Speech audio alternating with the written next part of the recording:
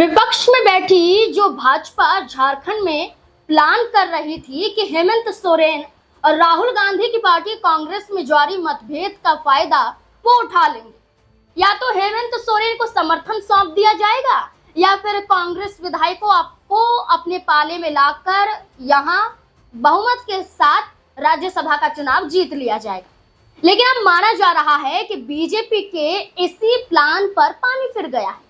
कांग्रेस ने एक ऐसा तगड़ा जवाब दिया है जिससे भाजपा का झारखंड राज्यसभा चुनाव में एक सीट भी जीत पाना नामुमकिन माना जा रहा है। कैसे, चलिए बताते हैं। दरअसल राज्यसभा चुनाव के मद्देनजर बढ़ते तापमान के बीच कांग्रेस पर्यवेक्षक भूपेश बघेल और अजय शर्मा ने मुख्यमंत्री हेमंत सोरेन से मुलाकात की और मुलाकात कर झारखंड मुक्ति मोर्चा के नेताओं की नाराजगी दूर करने की कोशिश की। हेमंत सोरेन से भूपेश बघेल और अजय शर्मा की मुलाकात के बाद कांग्रेस नेताओं की ओर से दावा किया जा रहा है कि इंडिया गठबंधन में अब आपसी सहमति बन चुकी है, सब कुछ ठीक हो चुका है। पार्टी नेताओं के अनुसार अब ये लगभग तय हो चुका है कि झारखंड मुक्ति मोर्चा और कांग्रेस एक एक उम्मीदवार चुनाव में उतारने जा रही है।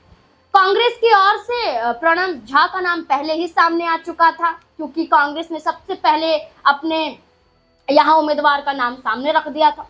वहीं झारखंड मुक्ति मोर्चा की ओर से अब कहा जा रहा है कि पूर्व मंत्री बेगनाथ राम को उम्मीदवार बनाया गया है। यानी कि झारखंड मुक्ति मोर्चा की तरफ से एक नाम सामने आया है और कांग्रेस पार्टी की तरफ से एक नाम सामने आया है। यानी कि सब कुछ ठीक हो गया है इस बैठक के बाद, ऐसा कांग्रेस पार्टी की तरफ से कहा जा रहा है। हालांकि झारखंड मुक्ति मोर्चा की ओर से फिलहाल अभी तक कोई राय सामने नहीं आई है और दूसरी सीट को लेकर भी स्थिति स्पष्ट नहीं की गई। आपको बताएं तो कांग्रेस पर्यवेक्षक के रूप में आए भूपेश बघेल और अजय शर्मा से हेमंत सोरेन की करीब आधे घंटे तक मुलाकात हुई, बैठक हुई। इस दौरान राज्यसभा चुनाव में गठबंधन की ओर से दो संयुक्त उम्मीदवार देने पर सहमति बनाने की कोशिश की गई।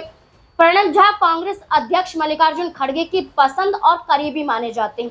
उनके नाम पर सहमति बनाने के लिए कांग्रेस की ओर से कोई कोर कसर नहीं छोड़ी गई थी और यही कहा जा रहा है कि झारखंड राज्यसभा चुनाव में प्रणब झा को आगे आना ही पड़ेगा, क्योंकि कांग्रेस चाहती है और एक बड़ा चेहरा है। अब अगर थोड़ा हम पहले चलें, जो चर्चाएं होती हुई आई हैं, तो देखा जाए तो तेलंगाना के डिप्टी सीएम मल्लू भट्टी विक्रमार्क आकर हेमंत सोरेन से मिल चुके हैं, तब बात नहीं बनी थी। इसके अलावा कांग्रेस अध्यक्ष मल्लिकार्जुन खड़गे ने भी हेमंत सोरेन से 2 बार फोन पर बातचीत की थी। ये तक कहा गया था कि राहुल गांधी से भी बातचीत हुई है, लेकिन इसकी पुष्टि नहीं हुई थी। लेकिन ये जरूर है कि खड़गे से फोन पर बातचीत हुई थी और ये कहा गया कि हेमंत सोरेन से बातचीत मुलाकात का जो हल है वो नहीं निकल पाया था। लेकिन जैसे ही कांग्रेस की तरफ से भूपेश बघेल और अजय शर्मा को ऑब्जर्वर बनाया गया और भूपेश बघेल और अजय शर्मा को झारखंड में भेजा गया, तो बात बनती हुई नजर आई। अब मुलाकात के बाद मुख्यमंत्री आवास के बाहर निकलते ही भूपेश बघेल ने दावा किया था कि कहीं कोई गतिरोध नहीं है, यानी कोई रुकावट नहीं, और महागठबंधन के उम्मीदवार राज्यसभा की दोनों सीटों पर जीत दर्ज करने वाले हैं। उन्होंने साफ कहा कि महागठबंधन के दलों के बीच कोई मिसअंडरस्टैंडिंग नहीं। भूपेश बघेल ने कहा कि काफी सौहार्दपूर्ण माहौल में मुख्यमंत्री के साथ बातचीत हुई है और सकारात्मक बातचीत हुई है और खुद हेमंत सोरेन इस जो चर्चा हुई है, एक सीट कांग्रेस, एक सीट झारखंड मुक्ति मोर्चा, उस पर उन्होंने सहमति जताई। जहां भूपेश बघेल ने कहा तो वहीं अजय शर्मा ने कहा कि इंडिया गठबंधन बहुत मजबूत है और महागठबंधन दोनों सीट जीतने जा रहा है। जहां तक झामुमो के नेताओं की भावना का सवाल है, पार्टी के अंदर ऐसी भावनाएं आती रहती हैं, इसको हम डिनाई नहीं कर सकते, लेकिन अंतिम फैसला तो नेता को ही लेना है। उनकी बात मुख्यमंत्री और झारखंड मुक्ति मोर्चा के केंद्रीय अध्यक्ष हेमंत सोरेन से हो चुकी है। कहीं कोई कंफ्यूजन वाली स्थिति नहीं। आपसी सहमति का हवाला देने के बाद पूर्व मंत्री बेगनाथ राम को झारखंड मुक्ति मोर्चा प्रत्याशी बनाए जाने के बाद मुख्यमंत्री हेमंत सोरेन ने पार्टी के विधायकों, सांसदों, मंत्रियों और वरीय नेताओं के साथ एक उच्च स्तरीय बैठक भी की।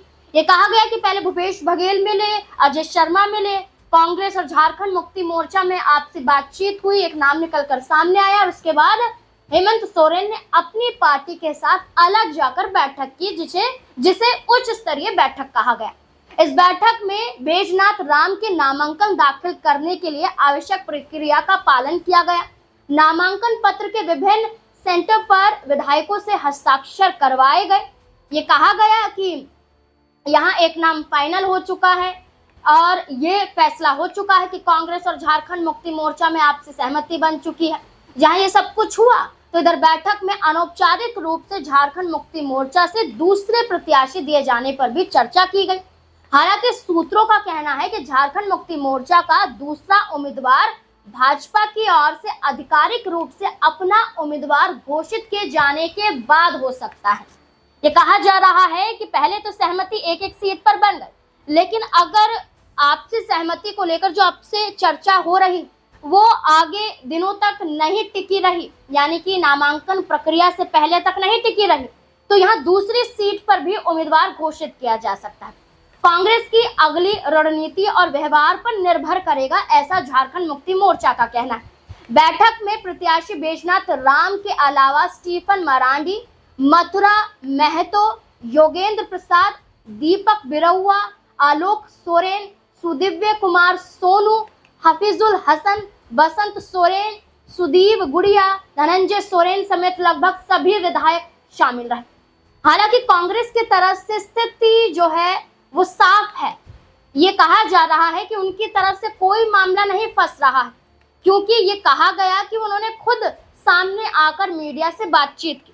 लेकिन अभी हेमंत सोरेन के पार्टी की तरफ से एक नाम आगे किया गया है, दूसरी सीट को लेकर स्थिति स्पष्ट नहीं की गई है, इसलिए अभी पूरी तरह से नहीं माना जा सकता। इस बीच में एक और बड़ा पेच फंसता हुआ दिखाई दे रहा है।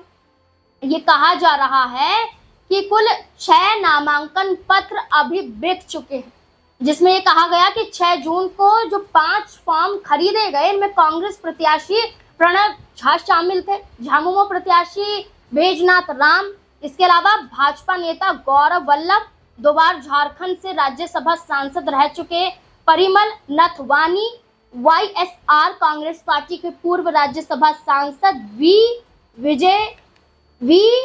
विजय साई रेड्डी शामिल है। रवि कुमार यादव उर्फ रवि पीटर पहले ही फॉर्म खरीद चुके हैं। ये कहा जा रहा है कि इन लोगों का फॉर्म खरीदना ये बताता है कि कोई बड़ा खेल हो सकता है। सबसे अधिक चर्चा परिमल नथवानी और आंध्र प्रदेश की राजनीति के चर्चित चेहरे रहे विजय साई रेड्डी की एंट्री को लेकर। दोनों ने निर्दलीय उम्मीदवार के रूप में नामांकन पत्र खरीदा है। इससे राजनीतिक गलियारों में ये सवाल गूंजने लगा है कि आखिर इन्हें किसका भरोसा मिला है, यानी कि किसका साथ मिला है। राज्यसभा चुनाव के लिए किसी भी निर्दलीय उम्मीदवार को नामांकन के साथ 10 प्रस्तावकों के हस्ताक्षर देने जरूरी होते। ऐसे में अब सबकी निगाहें 8 जून पर टिक गई हैं, जब नामांकन दाखिल होंगे और प्रस्तावकों के नाम सार्वजनिक होंगे। इन्हीं नामों से कई राजनीतिक रहस्यों से पर्दा उठ सकता है। चर्चा का दूसरा सबसे बड़ा केंद्र जो माना जा रहा है, जो बड़ा केंद्र देखा जा रहा है, वो है विजय साई रेड्डी। वे 2016 से 2025 तक राज्यसभा सांसद रह चुके हैं। वे संसदीय स्थायी समिति के अध्यक्ष भी रह चुके हैं। हाल ही में उन्होंने सक्रिय राजनीति से दूरी बनाने की घोषणा की थी। हालांकि इस घोषणा के बावजूद झारखंड में निर्दलीय नामांकन फॉर्म खरीदना राजनीतिक तौर पर सवाल खड़े कर रहा है, राजनीतिक पर्यवेक्षकों को चौंका रहा है। सवाल यह है कि आंध्र प्रदेश के इस नेता को झारखंड की राजनीति में किसने आमंत्रित किया और किस आधार पर उन्हें समर्थन का भरोसा दिलाया। फिलहाल इसका जवाब किसी के पास नहीं। और जहां ये 2 नाम है, इसी बीच में सबसे बड़ा सवाल परिमल नथवानी को लेकर खड़ा हो रहा है। इनका नाम कई महीनों से राजनीति में चर्चा में रहा।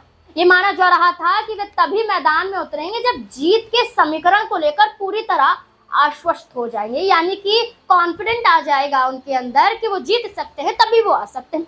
राजनीतिक सूत्रों का कहना है कि नथवानी को मुख्यमंत्री हेमंत सोरेन के संकेत का इंतजार था। दूसरी तरफ ये चर्चा भी तेज है कि भाजपा 2014 की तरह इस बार भी नथवानी पर दांव खेल सकती है। भाजपा ने अभी तक अपना कोई उम्मीदवार घोषित नहीं किया। यहाँ तक कि जो हम खबर बता रहे हैं अब तक भी कुछ ऐसा नहीं किया, जबकि नामांकन की अंतिम स्थिति सिर पर खड़ी है। जैसा कहा जाए कि 8 जून नामांकन की प्रक्रिया शुरू हो जाएगी, यानी कि अगले दिन। और ऐसे में देखा जाए तो ये बड़ा सवाल बनता है कि बीजेपी ने उम्मीदवार नहीं उतारा और निर्दलीय पर्चे खरीदे जा रहे हैं।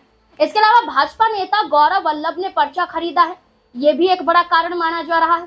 सीधे सीधे तौर पर कहा जा रहा है कि ये नाम चौंका रहे हैं और ये नाम बता रहे हैं कि भारतीय जनता पार्टी अंदर खाने इन्हें समर्थन दे रही है और निर्दलीय उतार कर क्रॉस वोटिंग के जरिए चुनाव जीतना चाहती है। तो ये एक बड़ा सवाल बन जाता है कि आखिरकार होगा क्या झारखंड राज्यसभा चुनाव में। वहीं ये कहा जा रहा है कि जहां ये नाम सामने आए तो वहीं परिवार को लेकर भी कई संकेत मिल रहे थे कि हेमंत सोरेन को लेकर जयश्री जो सीता सोरेन की बेटी हैं वो उम्मीद जता रही थी। सबकी निगाहें टिकी हुई थी कि अगर कांग्रेस पार्टी के साथ झारखंड मुक्ति मोर्चा के मुखिया हेमंत सोरेन नहीं जाते हैं तो दूसरी सीट पर उम्मीदवार उतारना पड़ सकता है। और इसी को लेकर जयश्री सोरेन ने कहा था कि वो चाहती हैं कि उन्हें एक मौका मिलना चाहिए, उन पर भरोसा जताया जाना चाहिए, काबिलियत अगर उनमें नजर आती है तो हेमंत सोरेन उन्हें मौका जरूर दे। और ये कहा गया कि हेमंत सोरेन को जयश्री को मौका देना चाहिए, टिकट देना चाहिए, क्योंकि जयश्री के जरिए सीता सोरेन के वापसी के संकेत मिल सकते हैं। और सिर्फ संकेत नहीं बल्कि ये माना जा रहा है कि भाजपा के कई विधायक भी टूट सकते हैं। ऐसे में ये भी एक बड़ा मौका माना जा रहा है।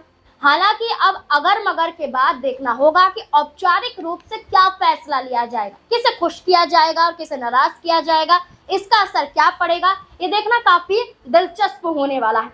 लेकिन इस मुद्दे को लेकर अब आपकी राय क्या बनती है? क्या वाकई झारखंड मुक्ति मोर्चा को दोनों सीटों पर चुनाव लड़ना चाहिए या कांग्रेस पार्टी को एक सीट दे देनी चाहिए? अगर एक सीट दे दी जाती है तो फिर सीता सोरेन के वापसी या जयश्री का चुनाव लड़ना मुश्किल हो जाएगा। लेकिन तमाम स्थिति राजनीति में देखी जाती है, सिर्फ परिवार का हवाला नहीं दिया जा सकता है। लेकिन अब ये देखना होगा कि फैसला क्या होगा। आपको क्या लगता है, क्या फैसला लेना चाहिए औपचारिक रूप से हेमंत सोरेन को? अपनी राय कमेंट सेक्शन में जरूर दें। धन्यवाद।